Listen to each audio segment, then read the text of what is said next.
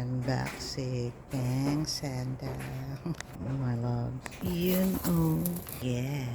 Yes, my Cuisinart.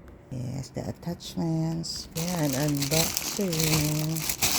Unwrapping. Yes, everything. Yes, that's it. Oh, yes. I love it so much. Thanks, Dad. My love. Thank you again. Okay, I'm gonna wash and we'll try it out.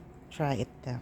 Yes, let's try. All washed now. We'll do our first cooking. Let's go. Oh yeah, and these are the feature and components. Yes, thank you. Now you're going to use the dough hook for our bread. Let's go. Power on English or French.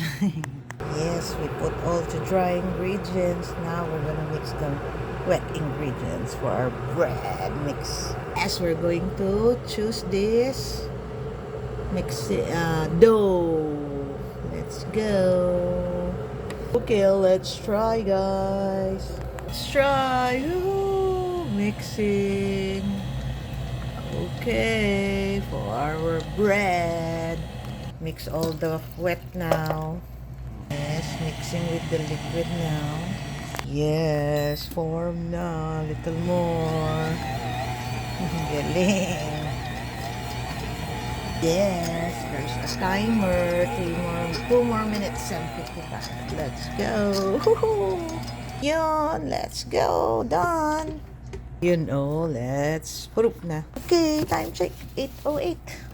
Yes, our second batch of bread. Timer on. Let's go. Nice. Thank you. Yes, my Cuisinart. Nice. Cuisinart Pro. Yes, our second bread finished. Let's go. Oh, yummy. Yes, this is our pandicoco. Let's go. For our pandesal, let's go. Oo, effective yung ating Cuisinart. Yes, thank Yun, you. napakaganda. Grabe. Effective siya. Yun, ito yung mga parts niya. This is the manual. Napaka-effective niya po sa paggawa ng bread. Yan, meron siyang dough hook. Meron siyang flat mixing paddle. Tapos yung splash guard. Tsaka yung